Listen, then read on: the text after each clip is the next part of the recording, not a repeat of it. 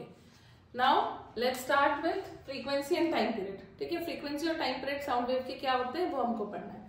Frequency क्या, ये दोनों वेव्स देखो, ये दोनों वेव्स में क्या डिफरेंस है ना। ये दोनों वेव में ये डिफरेंस है कि ये सपोज ये पूरा जो डिस्टेंस ट्रेवल कर रही है, जो यहाँ से यहाँ तक का जो टाइम है ये 1 सेकेंड है ना।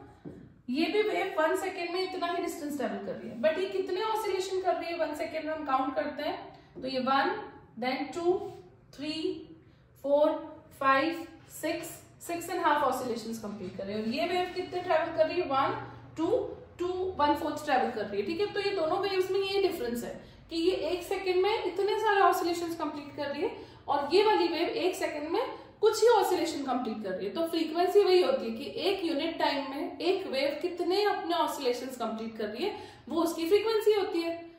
समझ में आ गया, कितने ऑसिलेशन 1 सेकेंड में एक यूनिट टाइम में वेव अपने कंप्लीट कर रही है वो उसकी फ्रीक्वेंसी होगी। ओके, और टाइम पीरियड क्या होगा, एक ऑसिलेशन को कंप्लीट करने के लिए कितना टाइम लग रहा है वेव को। ठीक है, उल्टा है, दोनों रिवर्स है। फ्रीक्वेंसी क्या थी कि 1 सेकेंड में कितने ऑसिलेशंस हो रहे हैं, और टाइम पीरियड क्या है, एक ऑसिलेशन को करने के लिए वेव को कितना टाइम लग रहा है वो उसका टाइम पीरियड हो गया। आया समझ में?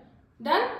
ठीक है, तो अब एक रिलेशन समझते हैं। फ्रीक्वेंसी को हम न्यू से रिप्रेजेंट करते हैं। न्यू होता है ग्रीक लेटर, और फ्रीक्वेंसी की यूनिट्स जो होती है वो होती है हर्ट्ज। ठीक है, टाइम पीरियड को हम कैपिटल टी से रिप्रेजेंट करते हैं और इसकी यूनिट होती है सेकेंड, ऐसा यूनिट होती है सेकेंड, और फ्रीक्वेंसी की ऐसा यूनिट होती है हर्ट्ज। ठीक है, फिर फ्रीक्वेंसी जो होती है वो 1/t होता है। 1/t मतलब कि फ्रीक्वेंसी टाइम पीरियड बढ़ेगा तो फ्रीक्वेंसी कम होगी, फ्रीक्वेंसी बढ़ेगी तो टाइम पीरियड कम होगा, इनवर्सली रिलेटेड है। ठीक है, ओके, नाउ नेक्स्ट, ये हाई पिच और लो पिच साउंड समझाने के लिए यहाँ पे समझना पड़ेगा हमको ये वाली जो बी वाली साउंड वेव है और डी वाली जो साउंड वेव है उन दोनों में क्या डिफरेंस है ना। बी वाली साउंड वेव जो है वो 1 सेकेंड में इतने सारे ऑसिलेशंस कंप्लीट कर रही है, और डी वाली साउंड वेव यहाँ से यहाँ तक इतनी देर में एक ही साउंड वेव, मतलब अगर हम यहाँ तक का ही टाइम ले तो ये वाली वेव इतने सारे साउंड वेव्स कंप्लीट कर रही है, ये वाली वेव एक ही अपने ऑसिलेशन को कंप्लीट कर पा रही है ना। तो जिसकी फ्रीक्वेंसी ज्यादा होती है या 1 सेकेंड में वो जितने ज्यादा ऑसिलेशंस कंप्लीट करता है, साउंड वेव जितने ऑसिलेशंस कंप्लीट करती है उतनी ज्यादा उसका पिच होता है ना। श्रिलनेस मतलब क्या होता है, जैसे बच्चों की आवाज और बड़ों की आवाज में क्या डिफरेंस होता है। बच्चों की आवाज कानों को चुभती है, श्रिल होती है आवाज, है ना, उनका हाई पिच होता है। वैसे गर्ल्स और बॉयज की वॉइस में हम कंपेयर करें तो गर्ल्स की वॉइस जो रहती है वो हाई पिच्ड होती है।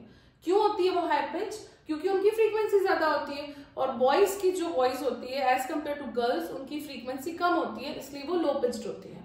ठीक है, तो फ्रीक्वेंसी पर डिपेंड करता है पिच या श्रिलनेस। और मैंने बताया था कि लाउडनेस किस पे डिपेंड करता था, एम्पलीट्यूड पे डिपेंड करता था। जितना ज्यादा एम्पलीट्यूड होगा साउंड वेव का उतना ही ज्यादा लाउड होगा साउंड, और यहाँ पे जितनी ज्यादा फ्रीक्वेंसी होगी, फ्रीक्वेंसी मतलब एक टाइम पीरियड में, एक यूनिट टाइम पीरियड में कितने ऑसिलेशंस हो रहे हैं वो उसकी फ्रीक्वेंसी है। तो जितनी ज्यादा फ्रीक्वेंसी होगी उतना ज्यादा श्रिल वॉइस होगा, और जितना ज्यादा एम्पलीट्यूड होगा उतना ही ज्यादा लाउड वॉइस होगा।